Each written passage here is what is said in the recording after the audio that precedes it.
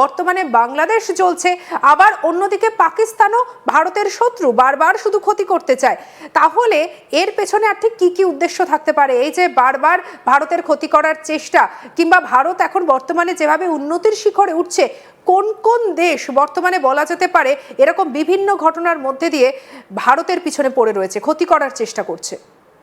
হ্যাঁ, ক্ষতি করার চেষ্টা, আমি আবার বললাম, দিবা স্বপ্ন দেখতেই পারে, ক্ষতি করার চেষ্টা করতেই পারে। তবে আমি আবার বললাম যে যদি আজ পরে, এখন পর্যন্ত আমরা শুধু আলোচনা করছি। এখন এই কয়েকটা লুঙ্গি ফৌজ কি বলেছে, এই জামাতের অশিক্ষিত একটা বড় গোষ্ঠী, বাংলাদেশের অশিক্ষিত, তারা যে রেটরিক করছে, যাদের গোপদারি ওঠেনি, ছাত্রদের লেলিয়ে দিচ্ছে, এগিয়ে দিচ্ছে প্ররোচনা দিয়ে, যারা যারা যাদের মুখগুলো পেছনে আছে, মুখোশগুলো এগিয়ে দিচ্ছে, তাদের কথায় ভারতের কোনো যায় আসে না। আবার আমি যে ভারত আজকে তৃতীয় অথবা চতুর্থ মিলিটারি ইন্ডেক্সে the most powerful army arm forces in the whole world. তো ভারতের ওপর কিছু করতে চাইলে, ভারতকে আঘাত পৌঁছতে চাইলে, সামরিকভাবে সেই পেশি শক্তি বাংলাদেশে নেই। এবং সাতটা যে বারবার বলছে যে উত্তর পূর্ব রাজ্য তারা নিয়ে যাবে, সাতটা উত্তর পূর্ব রাজ্য নেওয়ার জন্য যে সামরিক বাহিনী বাংলাদেশের দরকার, পাকিস্তান বাংলাদেশ জুড়ে নিয়েও সাতটা রাজ্য নিতে পারবে না। এইটা আমি আজকে খুব পরিষ্কার করে জানিয়ে দিচ্ছি, এই কথাগুলো জানা উচিত। কিন্তু কনক চৌধুরী, এবার যদি আমি একটু আমেরিকার কথা বলি, তাহলে আমেরিকাও তো প্রক্ষান্তরে চাইছে ভারতের ক্ষতি করতে। আমি আবার বলছি, কেউ চাইলো, আমি বলছি কে চাই, মানে কিভাবে চাইবে? ভারতকে বিখণ্ড করবে, ভারতকে ভাঙবে। ভারত যেভাবে উন্নতির শিখরে যাচ্ছে, নরেন্দ্র মোদীর আমলে আমরা দেখতে পাচ্ছি যেভাবে ভারত উন্নতির শিখরে যাচ্ছে, সেটা তো অনেক জায়গারই চক্ষুশূল, অনেক দেশের চক্ষুশূল, তার মধ্যে আমেরিকাও তো অন্যতম। হতেই পারে, সেটা হওয়াই উচিত। চক্ষুশীল যদি না হয়, চক্ষুশূল যদি না হয়, তাহলে মনে হবে ভারত কিছু করছে না। চক্ষুশূল হচ্ছে বলেই সবাই বিশ্বে জানে ভারত এগিয়ে চলেছে প্রগতির দিকে, উন্নয়নের দিকে। ভারত সবচেয়ে আগে, এবং ভারত আগে বলে ভারতের অর্থনীতি এখন তৃতীয় অথবা চতুর্থ সবচেয়ে strong in the whole world. ভারতের military power is the third or the fourth strongest military in the whole world. তো সেই জায়গায় যখন লড়াই করবে বাংলাদেশ, সামনে তো আর পাকিস্তান আর মার্কিন যুক্তরাষ্ট্র সৈন্য থাকবে না, সে বাংলাদেশকে লড়াই করতে হবে। সাতটা উত্তর পূর্ব রাজ্য নেবে বলছে, যে আর যে যাদের নিচ্ছে, আমার মনে হয় এই আলোচনাগুলোই অবান্তর শ্রেয়সী। তাদের তো সেই আর্মি নেই টেক ওভার করতে। 4.5 মানে মানে টোটাল 18 কোটি তো মানুষ। কলকাতার আমাদের পশ্চিমবাংলার প্রায় 11 কোটি মানুষ, সেইখানে বাংলাদেশ পুরো একটা রাষ্ট্র নিয়ে 18 কোটি মানুষ। তারা বলছে উত্তর পূর্ব সাতটা রাজ্য নেবে। তার সেই ফোর্স আছে সাতটা উত্তর পূর্ব রাজ্য যদি নিয়েও না সেখানে ডিপ্লয় করার জন্য, এবং পাকিস্তান এবং বাংলাদেশ জয়েন্টলি করলেও সাতটা উত্তর পূর্ব রাজ্যের যে ফোর্স লাগবে তাদের নেই। একটা তো দেখুন, একটা যে বড় বিল্ডিং, ধরুন 64, কলকাতার যারা লোক দেখতে, কলকাতা আমাদের একটা 64 তলা বিল্ডিং আছে, the highest tallest building in Kolkata or in West Bengal. এটাকে ভাঙতে গেলে একটা ছোট বুলডোজার দিয়ে কি ভাঙতে পারবে? আমি আবার প্রশ্ন করছি, এই কথাগুলো বুঝতে হবে। একটা 64 তলা বিল্ডিং কলকাতায় দুটো বুলডোজার দিয়ে ভাঙা যাবে? জেসিবি দিয়ে দুটো দিয়ে ভাঙা যাবে? যাবে না। তার জন্য হিউজ ফোর্স দরকার একটা। এমনি ভারত হচ্ছে 140 কোটি দেশ। ভারতের যে আমি বললাম, শুধু পূর্বে 4টে কোর আছে, চায়না সেন্ট্রিক কোর, যে চায়নাকে লড়াই করার জন্য সেই কোরগুলো এই আমাদের উত্তর পূর্ব অথবা পূর্বে আছে।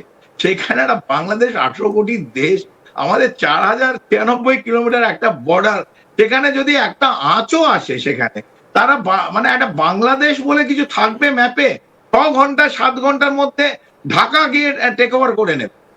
আজকের ভারত, আগে যখন 1971-এ যে লড়াই হয়েছিল, যদি 1971-এ লড়াই, যারা সামরিক বাহিনীতে অথবা সামরিক ইতিহাসে যাদের ইন্টারেস্ট আছে, সেখানে 12 দিন লেগেছিল ঢাকা পৌঁছতে। এবং সেখানে পুরো ফোর্স ইউজ করিনি, শুধু ইস্টার্ন সেক্টর কিছু ইউজ করেছে, ওয়েস্টার্ন সেক্টরে হয়েছে। সেখানে ওয়েস্টার্ন সেক্টরে পাকিস্তানের বহু জমি আমরা নিয়ে নিয়েছি, পরে আবার দিয়ে দেওয়া হয়েছে। একইভাবে বাংলাদেশে 93,000 পাকিস্তানের সামরিক বাহিনীকে হাঁটু গেড়ে বসানো হয়েছে, এবং যেখানে যেখানে লড়াই হয়েছে সেখানে ওরা পিঠ দেখিয়ে পালিয়ে গেছে এই পাকিস্তানের সামরিক বাহিনী। তাহলে আজকে যাদের ওপর এত বিশ্বাস আশ্বাস এই বাংলাদেশের মৌলবাদীদের, এই ইউনিস সরকারদের, তারা কিরম করে ভাবছে আজকে ভারত, যে ভারত আজকে 2025-এর ভারত, যার গ্রোথ রেট 8%-এর বেশি, যেখানে বাংলাদেশের গ্রোথ রেট লেস দেন 3.5%, তারা ভারতের সঙ্গে কিভাবে দাঁড়াবে? আর্থিকভাবে, সামরিকভাবে কিভাবে ভারতের সঙ্গে লড়াই করবে? একটা ইকোনমিক কন্ডিশন থাকতে হবে তো একটা রাষ্ট্রের ভারতের সঙ্গে লড়তে গেলে। আর ভারত এক হাতি, তার সঙ্গে একটা পিপিলিকা। তো হাতি যখন পায়ের একটা চাপ মারবে পিপিলিকার ওপর, তো পিপিলিকা সেটা মাটির সঙ্গেও মিশে যাবে। তো বাংলাদেশ কিন্তু সেই অবস্থায়, পিপিলিকার অবস্থায় আছে। তাহলে তো ইউনূসের এত এখন তাহলে আলোচনা বর্তমানে বাংলাদেশ উদ্দেশ্যটা নিয়ে, কি কর্নেল চৌধুরী? ইউনূস যে আমরা দেখতে পাচ্ছি যে দেশ বিরোধী কাজ করছে, তাকে শহীদের মর্যাদা দিচ্ছে, তার জন্য একেবারে দেশের হালচাল বদলে যাচ্ছে, দেশের মধ্যে অরাজক পরিস্থিতির সৃষ্টি হচ্ছে, দেশের মধ্যে একাধিক সংবাদ মাধ্যমের অফিসে ভাঙচুর করা হচ্ছে, আগুন ধরিয়ে দেওয়া হচ্ছে, হিন্দুদের উপরে অত্যাচার চলছে। ইউনূস কি চাইছে? ইউনিস চাইছে বাংলাদেশটা একবারে মৌলবাদী এবং জঙ্গিদের হাতে উঠে যাক। আইএসআই এবং সিআইএ যে নীল নকশা করেছে তার মতনই ইউনিস কাজ করছে। ইউনিসের নিজের কিছু নেই। আপনি কি ছোটবেলা পুতুল নাচ দেখেছেন? এবং যারা দর্শক, আমরা দেখেছি, আমরা ছোট সময়, আমরা এখন তো আর ওই হোয়াটসঅ্যাপ আর ইনস্টাগ্রামের টাইম, কিন্তু আমরা পুতুল নাচ দেখেছি। পুতুল নাচে যে দড়িগুলোর থেকে যে টানাটানি করে পেছন থেকে, স্টেজের পেছন থেকে, পর্দার পেছন থেকে, সেই দড়িগুলো আছে আইএসআই এর হাতে, সেই দড়িগুলো আছে সিআইএ এর হাতে, সেই দড়িগুলো আছে তুরস্কর যে ইন্টেলিজেন্স এজেন্সি এখন আছে তাদের হাতে, এবং কিছুটা চায়নার হাতেও আছে। তো ইউনিসের নিজস্ব কিছু করার নেই। ইউনিস ক্ষমতা লোভী, ইউনিস একটা সুদখোর জঙ্গি। ইউনিস, তাকে নোবেল লরিয়েট যারা দিয়েছে, তার এই জঙ্গি ইউনিসের থেকে নোবেল লরিয়েট ফিরিয়ে নেওয়া উচিত। এবং ইউনিসের একমাত্রই অবজেক্টিভ, যেটার জন্য ওনাকে বসানো হয়েছে, যে শেখ হাসিনাকে একটা ভুল অভ্যুত্থান, ছাত্র অভ্যুত্থান দেখিয়ে ভারতে তাড়িয়ে দেওয়া হলো এবং তাকে প্যারাশুট ড্রপ করা হলো। ওয়াশিংটনের একটা ডিপ স্টেটের একটা মানুষ, তাকে বসিয়ে দেওয়া হলো যে যেভাবে ডিপ স্টেট বলবে সেইভাবে ভারতনাট্যম অথবা কত্থক ডান্স তাকে সেইভাবেই করতে হবে। তো ইউনিস ভারতনাট্যম এবং কত্থক ডান্স করছে যেভাবে ডিপ স্টেট বলছে। এবং যে বাংলাদেশের যে গণমাধ্যমগুলো অথবা সংবাদ মাধ্যম যারা ইউনিসের পক্ষে বিগত 16 মাস কথা বলেছে পক্ষে, সেই ডেইলি স্টার অথবা প্রথম আলো আজকে এই মৌলবাদ, এই জঙ্গি সংগঠনগুলো, জামাতগুলো জ্বালিয়ে শেষ করে দিল, একদম ছাই করে দিল।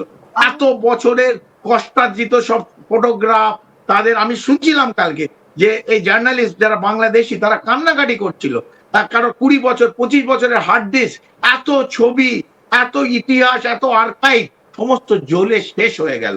তাই বাংলাদেশ যদি চায়, বাংলাদেশে 18 কোটি, ওটা অভ্যন্তরীণ বিষয়, আমি বারবার বলেছি, তাদের রাষ্ট্র যদি চায় সবাইকে মেরে শেষ করে দিয়ে, আগুন জ্বালিয়ে, তাণ্ডব সৃষ্টি করে একটা সিরিয়া বানাতে চায়, দেয়ার মোস্ট ওয়েলকাম।